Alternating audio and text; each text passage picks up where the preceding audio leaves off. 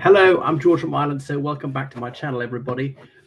Anyway, so this is about Nadine Dorries tendering her resignation. She was MP for Mid Bedfordshire since, my goodness, was it 2010? And she often likes to underscore that she comes from a working class background in Merseyside. She was a nurse. She's the only Conservative MP I've ever heard of who was a nurse, because nurses break heavily towards Labour. Public sector workers usually do. People below the age of 67, retirement age, people who've attended university, and of course, certainly since the 90s, it's been a degree subject.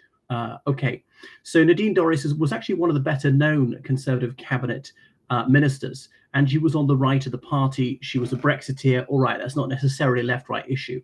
Um, but she was a backer of Boris Johnson and Liz Truss to the bitter end. She was one of those who wanted to keep Boris Johnson in the cabinet, didn't join the Rishi Sunak revolt in July 2022, who was determined to keep Liz Truss. So, of course, since century, it's been technically impossible to resign from the House of Commons. What they can do is apply for an office of profit under the Crown, and that automatically renders them ineligible to be an MP, and so they're automatically out. But people say this is really just a legal fiction. Why on earth we have this bizarre antique rigmarole? Why don't we say it as it is? In common parlance, it's resigning from Parliament. And so then you're, in theory, what is it, steward and great chamberlain of the Chiltern Hundreds, which is like an estate in Buckinghamshire, the Chiltern Hills. 100 was a unit of land. You go back to Anglo-Saxon times, 100 was an area that roughly 100 families lived in. So that was a subdivision of a parish or something like that. And they would have 100 moot as a meeting of the heads of 100 families once a month. There's a 100-man who was in charge, and the 100-man had to be literate, which most people weren't back then. Anyway, so I digress, as always. So she didn't even write to him, "Dear Rishi." In the recent decades, they've addressed each other, even in official correspondence, by the Christian name, or perhaps I should say personal name, and not by the title. So she was reverted to old style form, perhaps indicative of a certain froideur between her and the First Lord of the Treasury. And so she begins by saying what an honour and privilege it was to serve the good people of Mid Bedfordshire and so forth. So yeah, and that she's been involved in politics for a very long time, and she's built up the majority from 8,000 to 25,000, one of the safest seats in the realm. And now, another point is it's not safe anymore, and that's why she goes on to say the Conservative Party said, well, if you do want to step down from Parliament, please, could you hang on till December 2024, all right? And then it'll be the general election, because if you stand down now, we'll have to face another by-election, and it might be an incredibly humiliating defeat. And the Conservative Party has suffered a few of those in recent times. You know, there was a triple by-election, and the Conservatives narrowly saved Uxbridge and what was it called, Northwood South, which was Boris Johnson's erstwhile constituency, the northwest corner of London, by going on ULEZ, ultra low emission zone, saying we won't have that, even though Parliament has no control over that whatsoever. But nevertheless, it was sending a message to Sadiq Khan and Labour in City Hall. All right, so she held various positions. She was a Minister of State in the Department of Health and Social Care. Remember, there's a Secretary of State, as in a cabinet minister, and below him or her, there are 3 or 4 junior ministers, and the ministries or departments are subdivided. So, like, education's an easy example. There'd be a minister for primary schools, a ministry for secondary schools, a minister for universities, and so on. On the Foreign, Commonwealth, and Development Office, there'd be a minister for Africa, a minister for Asia, a minister for Europe, and a minister for the American continent, or something like that. So there she was, a junior minister like then. And later she was Secretary of State in the Department of Digital, Culture, Media and Sport. My God, what a mouthful. So she was there. She was there under Liz Truss, and she continued in the cabinet under Rishi Sunak. But the trouble is, if it was sorry, she was offered the chance to continue, but she chose not to. Yeah, so that was a rebuff to him. So she said that she wanted to potentiate people to offer them greater opportunities. And as a former nurse, she believed that saving children is a priority. She's also a pro-lifer, saying, you know, if a baby's born at 23 weeks, the National Health Service will throw everything they have at saving that baby, and sometimes succeed. but in the same hospital, there could be a baby at 40 weeks gestation, 40 weeks in the womb, who's being killed by the NHS just because he or she's got Down syndrome or something like that, and saying, surely that's immoral. You don't notice a certain anomaly here, a conundrum. I mean, well, not conundrum, but a discrepancy, because even if you're an ardent abortionist, surely there's got to be something deeply wrong about being willing to save this child who's born at 23 weeks gestation. They usually don't survive, but also willing to kill a child who's far more developed. And that's ultimately discriminatory. And what she's done to try and get people to be tested for group B streptococcus when they are gravid and so forth, to reduce the incidence of neonatal deaths.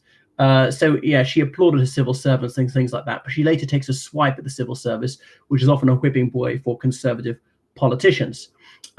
Anyway, she really wanted to develop the tech sector in the United Kingdom, which is crucial, the quaternary sector, artificial intelligence and so on. She spoke to many chief executive officers, and they wanted a proper regulatory reform to make it a more business-friendly environment and to be able to be listed on the London Stock Exchange. But so many of this is going to Wall Street. And then she couldn't resist a swipe at him for being overdressed. Well, I mean, he is the prime minister, he is wealthy, he's expected to be smartly dressed, and nobody could fault his appearance. I know a woman who said, although he's rather short and weedy, he gets away with it because he's got excellent grooming. And conservatives were not going to be into envy. What is this palaver about him being affluent? That's good. We should applaud that, not execrate it. And saying that all he could say was how lovely it'd been living in California, and not offer practical solutions to get this crucial growth area in the United Kingdom. So anyway, she said that the cabinet secretary, Simon Case, had been plotting against her. Remember, he's the head of the civil service, supposed to be a neutral figure, as in if there's a Labour government, he'll continue under them. So he's the only non-politician to attend cabinet meetings. So she took aim at him, and that people have pleaded with her. She doesn't name them, not to stand down at that time because it was deeply uncongenial for the party. Anyway, she was aghast the way Boris Johnson and Liz Truss were taken down by their own cabinet. She considered this backstabbing, and she pointed out that 5 prime ministers have gone since 2010, none of whom was defeated in a general election. And it looks like Rishi Sunak is going to have the ignominious distinction of being the first Conservative to be defeated at a general election, Conservative PM, since 1997. So that is not a record of which anyone will be proud. So she said there was a democratic deficit, the way a PM can be elected by the people. Of course, PMs are not elected by the people, but then they could be brought down because they're poignarded by their own party. It's a sort of a Brutus moment, and a brutal moment. Anyway, so she said that they were spreading dark rumors about her. They were dishing up foul legends in the press about her. That's not a direct quotation. And she even said that the cabinet secretary had impugned her reputation, had dishonored her by lying to a select committee, and claiming that she'd been reported to the Whips and Speaker's office, which is not true, and that the civil service is no longer even-handed. It's actually very partisan in conspiring against her. So, and she said, obviously, it was deeply distressing to see the PM turning against her, his own member of parliament, and they wanted they didn't want this early by-election. Anyway, so she says that there are people there are actually threats to her safety, and the police have tipped her off about this. And anyway, so she said the country is run by a zombie parliament, and really the Conservative Party's achieved nothing. Well, its underachievement, I think, is plain to see, and saying the PM doesn't have a mandate from the people. Well, that's true, but prime ministers never do. You vote for the individual candidate in your constituency, and indeed the party. You don't actually get to choose the prime minister. We never ever do. But all right, people do take it in consideration. Who's the leader of the party? Who will be PM if Labour or the Conservatives win? And she said, 2019, when it's such a rosy situation, the biggest landslide since 97, the biggest share of the vote the Conservatives got for 40 years, and that this wonderful legacy has been trashed, that Boris Johnson he bequeathed to his successors such a commanding lead, and it's been wrecked. Well, actually, they're 5% behind in the polls. She points out the Conservative Unionist Party is now 20% behind in the polls. And the things that she tried to shepherd through Parliament to do with social care, they were dropped. The online safety bill, that has been reduced in scope. The Mental Health Act hasn't been put forward. Defense spending has been cut at exactly the wrong time. Look at what's happening in Ukraine. And the Conservative Party seems to have abandoned its commitment to net zero and so on. So she said that the corporation tax is now up to 25%, which spells death to new investment. The state is now spending 75% of GDP. So that's the highest since 1945. Cutting immigration, stopping the boats, that has been a dismal failure. And Brexit has not delivered the benefits that were promised. And not enough EU legislation has been repealed, and so on.